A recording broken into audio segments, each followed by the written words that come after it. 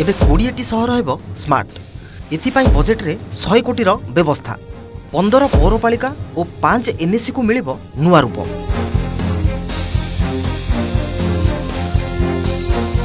राज्यर प्रमुख सहरगुड़ी को स्मार्ट सिटी रे परिणत करने पाई राज्य सरकार एक बड़ पदक्षेप नेबाकु जाउछंती।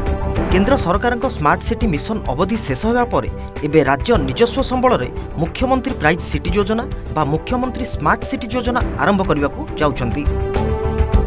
प्रथम पर्याय रे राज्यर 20टी सहर को एही मिशन रे शामिल करा जायछि।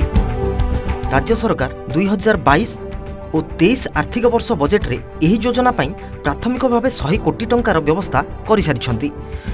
प्रथम पर्याय रे चयन होइथिबा 20टी सहर मध्य रे 15टी पौरपालिका एवं 5टी विज्ञापित अंचल परिषद बा एनएसी सामिल अछि। सहरर गमनागमन विद्युतीकरण एवं पानीय जल जोगाण भली भित्तिभूमिर आधुनिकरण कराजिब। सहरांचल बासिंदा को उत्तम सुविधा सुजोग जोगाई देबा पाई पर्यायक्रमे विभिन्न प्रकल्प खोली संपादन कराजिब। विशेषकर सहरगुड़ी को स्मार्ट सिटी रे परिणत करी जीवनशैली रे उन्नति आनिबा सरकारंकर मूल लक्ष्य। केंद्रीय योजना शेष होगा पर राज्यर एही निजस्व मुख्यमंत्री स्मार्ट सिटी योजना सहरांचल विकास क्षेत्र में एक माइल खुंट साब्यस्त होबो बोली आशा करा जाउछि। आगामी दिन में केउ केउ सहर एही तालिकार जोड़ी होउछंती ताहा उपरे समस्तंकर नजर रहिबो। सबु गुरुत्वपूर्ण अपडेट पाई एबे ही सब्सक्राइब करंतु ओटीवी डिजिटल।